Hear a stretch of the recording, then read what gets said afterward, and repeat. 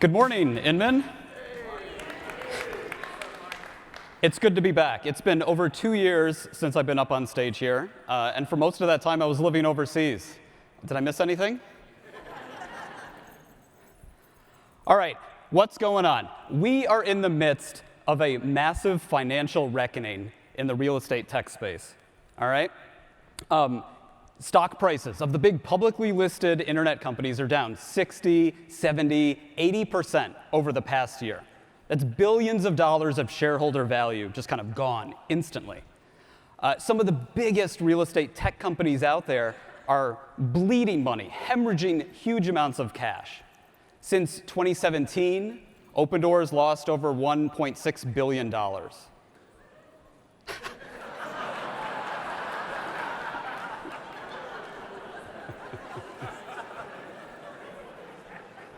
If you like that, you're gonna love what's coming up next.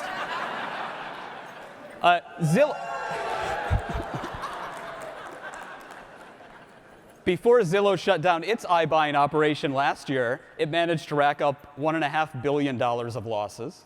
And Compass has lost over $1.7 billion since 2016. Massive, massive amounts of cash burn these companies are losing. Which reminds me of one of my favorite quotes, Richard Branson. If you want to be a millionaire, start with $1 billion and launch a new airline. So I think what we can do, we can tweak that around a little bit. If you want to be a millionaire, start with $1 billion and start a real estate tech company. So last time I was up on stage, I talked about sustained unprofitability as this new competitive advantage for these new real estate tech companies, right? They can raise massive amounts of capital, burn it, nobody seems to care. It's a competitive advantage that is incredibly difficult to compete with. But now that has turned from an advantage to a liability. And that's because cash is king, right? Right now, cash is absolutely king. And that's because you can't pay bills in adjusted EBITDA or contribution margin or any other manufactured financial metric. You pay your bills in cash. So let's look at some data, all right? When I think about cash, I think about how much money a company has in the bank and how much they're burning, how much they're spending. If we go back to Q1 2022, we can see just a couple publicly listed companies, the blue bar, how much cash do they have in the bank? And the pink bar, how much are they burning? How much did they burn in that quarter? You can see some companies like EXP made money. They generated cash. Others, at the other end of the chart, you see Compass, they burned a lot, about $150 million in that quarter. So as an exercise, and please keep in mind, this is an exercise, you can simply do some division, right? If these companies continue to burn money at that rate, how long do they have before they become insolvent? When do they run out of cash? It's an exercise because Q1 is abnormal, right? Cash burn in Q1 is much higher than the rest of the year, so take this with a grain of salt. This is an exercise, back of the envelope. But you can see what happens, right? EXP can last forever. They're making money. This is how many months of cash, right? But then you kind of notice the Compass problem, right? They're just lower than its peers. 10 doesn't really matter so much. It's just the fact they're lower than its peers. That's because they have relatively small amount of cash in the bank, but their burn rate is super, super high. Then we throw some of the big guys into this equation, Opendoor and Zillow. If you're hoping for them to go away, keep hoping. They've got over $2.5 billion each of cash in the bank. They're going to be totally fine. They can last this out. It's going to be fine. So we're seeing this shift, right? We're seeing this shift from sustained unprofitability to everybody scrambling, trying to get a sustainable business model. And how do you get a sustainable business model? Anyone? Make money. A little bit different. Profitability. Profitability is the lost art of making more money than you spend. Now, it's really interesting. In real estate, there's one way to make money. There is one unrivaled source of revenue and profitability that all these big tech companies are going after. That's the agent commission pool, right? That is the money that agents generate from their commissions by helping people buy and sell houses. Now, everybody's talking about doom and gloom in 2022, right? Transactions are going down. But the interesting thing is home values have gone up. They've skyrocketed. So that agent commission pool is actually pretty big.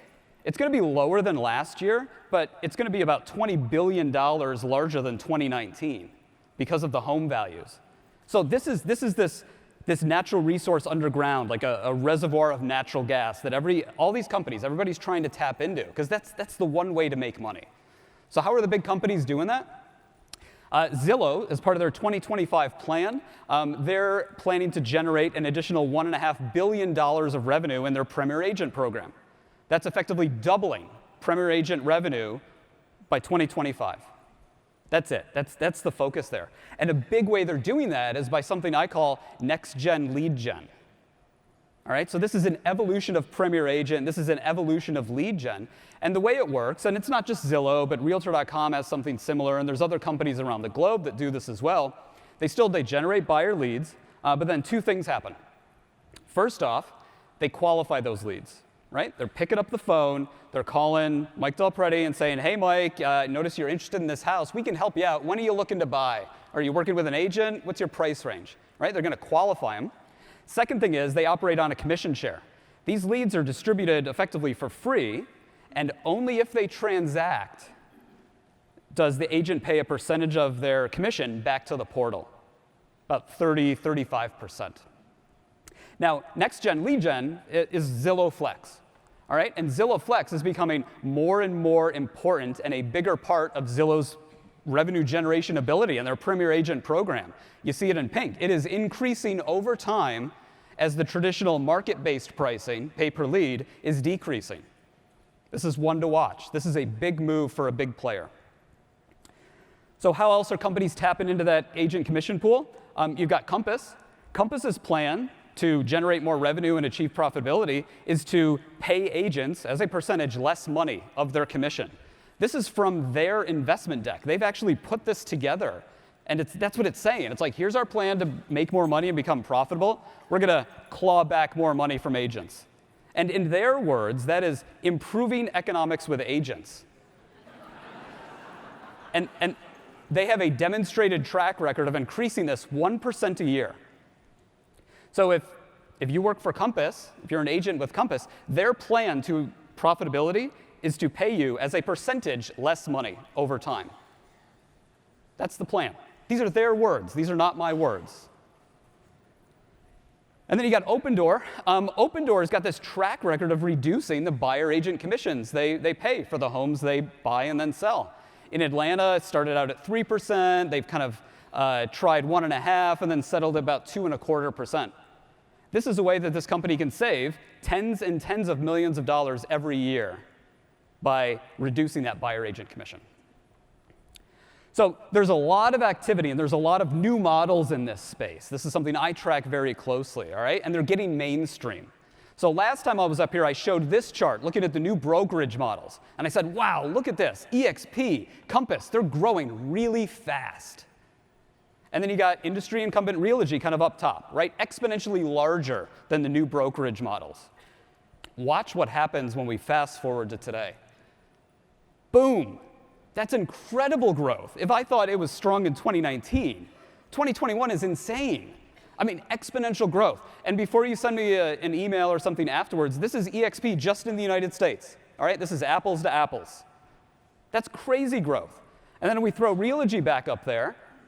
You know, still kind of the same. EXP is actually bigger than them on a transaction volume basis.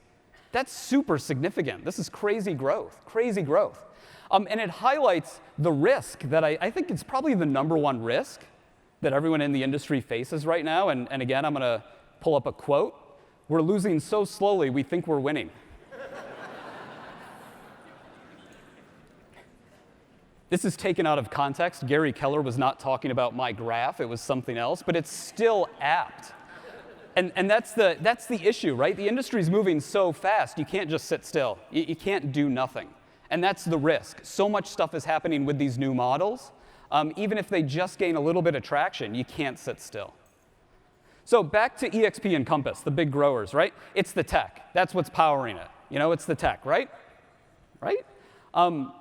Actually, it's not. It's agent count. The growth of those companies is tied directly to the growth in the number of agents. Their success story is a recruiting success story. And that's because technology doesn't sell houses, agents do.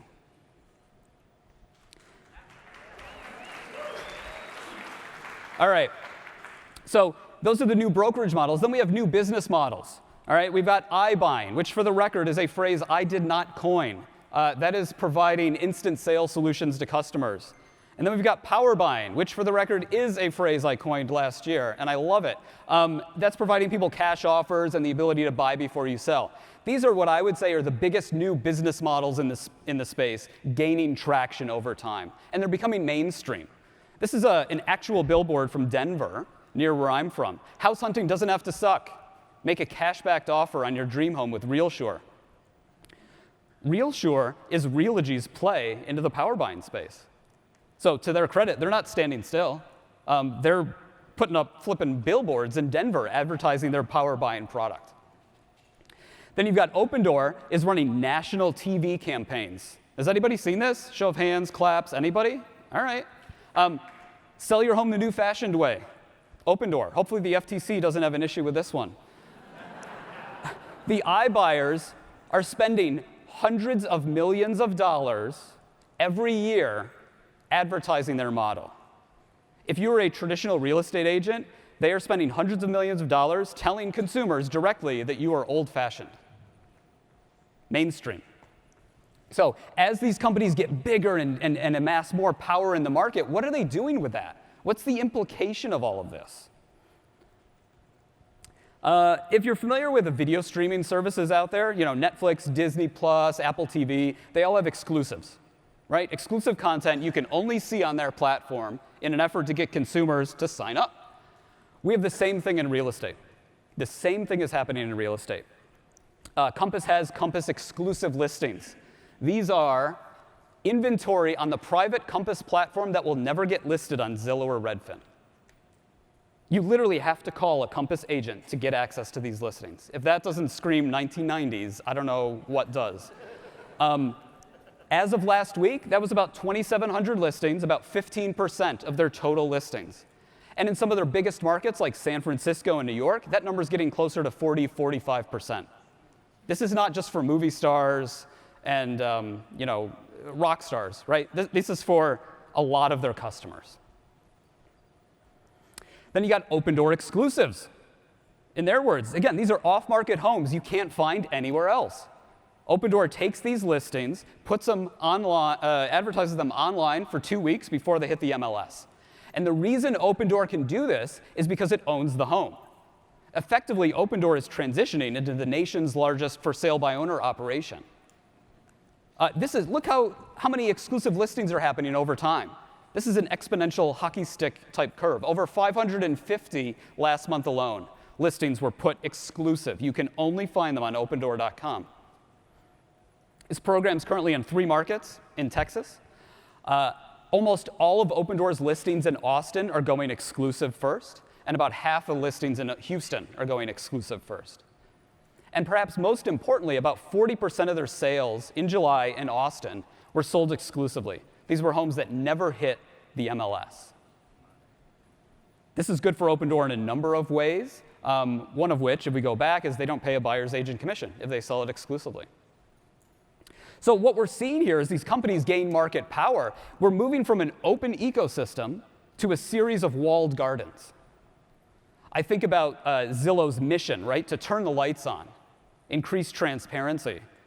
What we have right now are some people with dimmer switches kind of fiddling around, right, trying to actually turn it down. And you got to remember, what's good for the company is not always good for the consumer. So there's a lot happening in this space as these companies gain market share. One more thing I want to talk about, just one more thing. I can't help but think about the massive amounts of venture capital pouring into this space, right? Almost $20 billion last year, and over the past, 5, 6 years, maybe $50 billion, venture capital firms pouring money into real estate and real estate tech. And this is causing a huge influx of new models. New business models in real estate tech, new brokerage models, new solutions for consumers. Hundreds of them subsidized by venture capital, tons of it. And it's technology. The title of this is real estate technology. And of those, dozens are focused on new ways to buy and sell homes, right? Everything from alternative financing, which is kind of the power buying, iBuying stuff, to finding a home, listing a home, selling your home. Tons of new models, billions and billions of dollars. So there's so much new technology out there and so many new business models, there's less need for agents, right? No, I don't know, maybe. That's not the story they're pitching to investors. They're not going to investors and saying, we're building all this technology and we're just going to keep using agents and that's how everything's going to work out. No, they're going after the agent commission pool. They're trying to get their cut of that pie. So much new technology and new business models, less need for agents. Except there's not. So if you look at the data doesn't support it. If you look at the evidence for home sellers, over 90% are using agents to sell their home. That is at an all-time high over the past 40 years. So people are still using agents to sell homes. What about buying homes? What do you think? People using agents to buy homes? I don't know. You got Zillow, you got all the listings. Maybe you have to call a Compass agent now and then. No, it's actually the vast majority of people are using agents to buy homes as well. 87%. That's huge. That's at this all-time high. Agents are still super relevant. And if you think about where Zillow came on the scene, that was way back there. You think Zillow's turning on the lights, reducing the need for agents to get access to inventory. There's actually more consumers using agents now to buy homes than when Zillow came on. It's increased that over time. And the reason is that agents are still absolutely central to the transaction. With all this billions of dollars in investment coming in and all of these new models, everything from power buying, iBuying, what Zillow's doing, and the big real estate portals, if you go kind of another layer deep, you realize that the agents are still central to the transaction. With all of this tech, all of this change, all of the capital, that's still true. But in 2022, the stakes are higher than ever before. There's a lot of change, and that change is happening faster than ever before. There's a lot going on in this space. And that is 2022 WTF. Thank you.